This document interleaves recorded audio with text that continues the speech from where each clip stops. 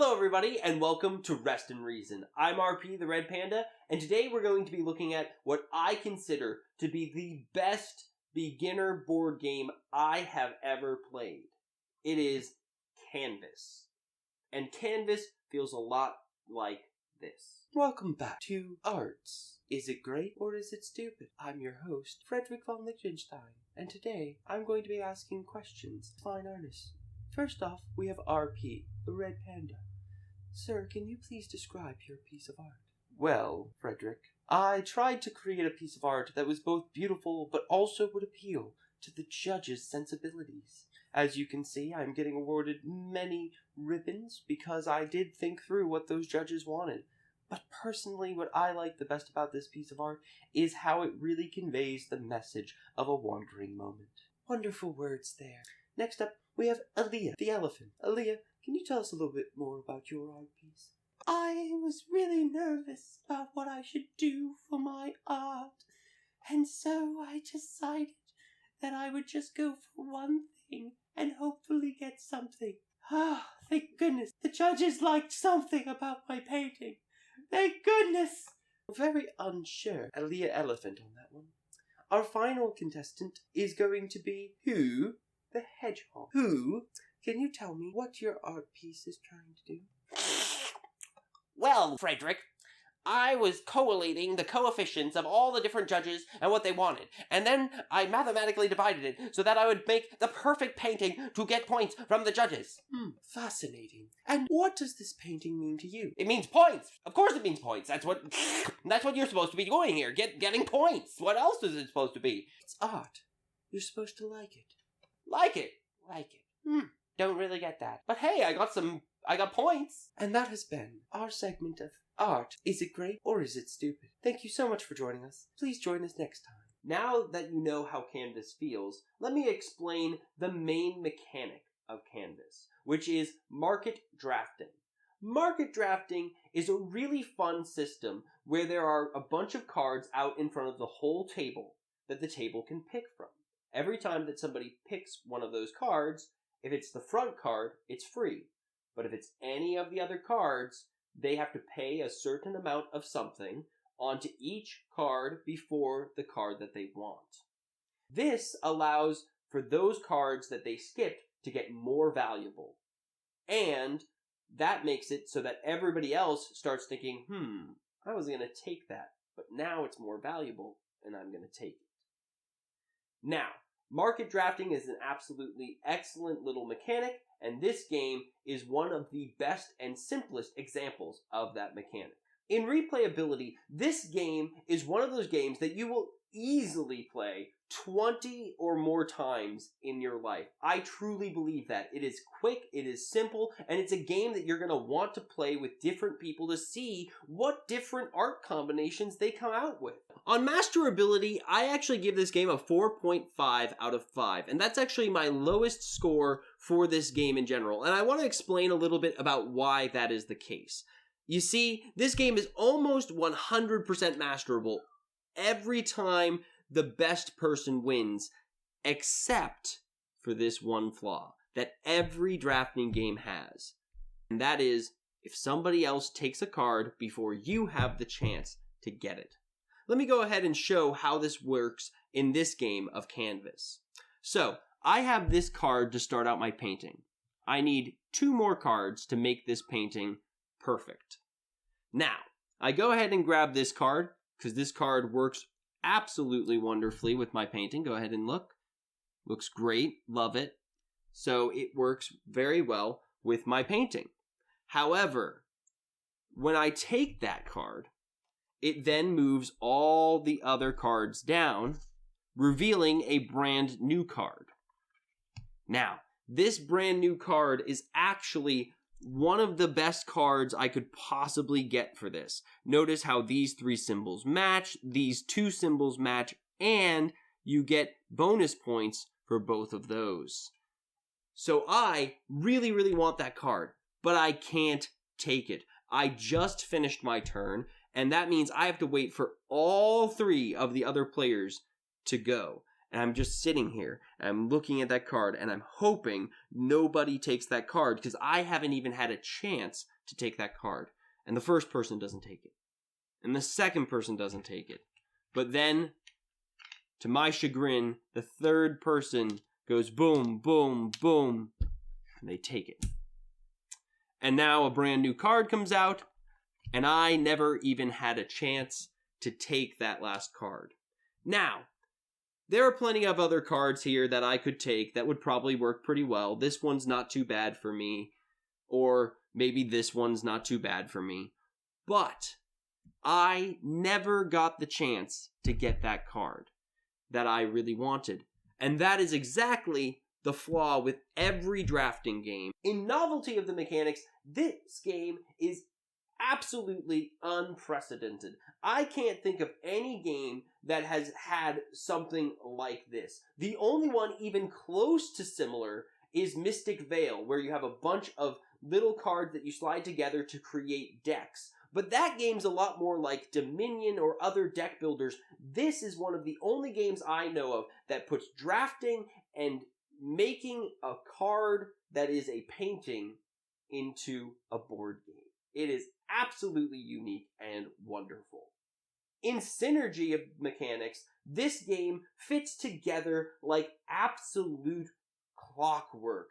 It moves and hums with a rapidity and beauty, and every time your turn comes around, you feel both ready for your turn and a little bit not ready. So your turns are quick, but also not too quick, and you're always engaged and interested in what is happening. In Simplicity, this game is so excellent, and the reason it's so excellent is that it actually gives several different versions of the game, including one specifically designed so that kids can play the game easier. It gives less goals and less things for the kid to focus on, which is absolutely awesome. And it also has really difficult setups for those people who really want to test their brains and play the game with heavy strategy. So it is one of those games that is an absolutely excellently simple game. Now, universality on this game is really broad. It can support up to 5 players, and it can be played single player. It's a game that requires very little space on the table, but it does have a small restriction in that it can't play more than 5 players. So it gets a slight docking for that. In theme art and theme mechanics, I give this game a hands down 5 out of 5. In fact, I would give this game a 5.5 out of 5 if I could. Because this game, better than any other game I have ever played, combines the theme and the mechanics and the art into something truly beautiful. First, I want you to take a look at this painting right here. This is one of the paintings I created to actually just be good at points in this particular game that I'm playing right now. And as you could see, it was an absolutely beautiful painting, despite the fact that it also would get me a ton of points. And by the way, one of my personal favorite parts about this game is just how tactile and beautiful all of these little ribbons feel in your hand. You feel like you really are getting an award every time that you play down one of these. And it just makes for a game that is so much fun for people to play, that makes people go, I'm a winner, even though maybe they weren't. Maybe they had one ribbon, but they got a ribbon. They earned that ribbon, even if they didn't earn any others. And that is one of the first things that I love about this game. But the other thing I love is how it reflects the creative process. And some people might ask, Brock, how does this right here, this drafting, remind you of the creative process? And to me, it's just like anything in the creative process. You sometimes have this really good idea or this really thought through idea right here, right? You've got that really thought through idea, but then you think of this vague, not really well thought through idea way over here, and you think that would fit better into what I'm making. So you take your inspiration and you take your time and you drop those inspiration and time so that you can get that particular thing you think is going to fit better into your painting instead of all these other ideas you had a better idea of. And if somebody else steals the thing, you might be wondering, wait a second, people can't steal your idea in art. And I say, yeah, they can. If somebody else paints a guy who looks basically like this, and then you paint a guy basically like this, what's everybody gonna say? They're gonna say you stole their piece of art, even though you came up with the idea before they even painted it. And it's the same way in this game. Somebody can take that running man that you were thinking of painting, and then you have to move on to plan B, just like this moves on to a brand new piece of your possible art. And if you can go ahead and zoom in right here, look at these, just enjoy them, love them. They're beautiful and exciting and fun and zany, and their names, look at these names, Unashamed, and you've got underpants on a flagpole. If that doesn't scream Unashamed, I don't know what does. And that's what I love about this game, is that every single piece of art, every single mechanic seems to work together in a way that is just fun, beautiful, and really artistic. Now, this game is full of thought. It is an absolutely excellent game to think through, but it is a puzzle that after maybe 2 or 3 times of playing it, it is going to start feeling a little bit simplistic for those people who really want a game that is very, very deep in thought. So if you want really deep games, this might not be for you, but for basically everybody else who doesn't want to just have their brain burn up in fire, this game is going to tax your brain while also feeling very peaceful. And that brings me right into the feel of this game.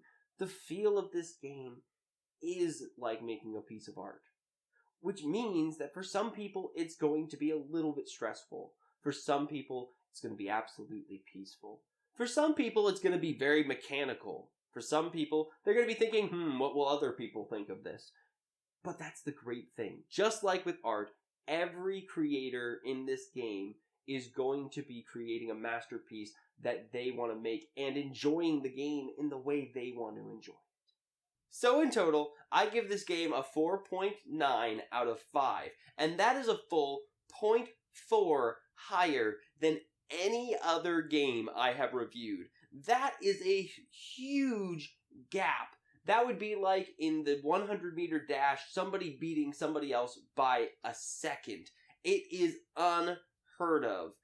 And if any game deserves such a high score, it's Canvas. Canvas is an absolutely beautiful theme mixed with a beautiful mechanic, and finally, just an elegantly simple game that I would highly recommend that everybody get. So that was my review of Canvas, the best beginner board game I have ever played. And I want to ask you, what is the best beginner board game you have ever played? And as always, hit that subscribe button, hit that notification button, so that we can keep bringing you beautiful pieces of art.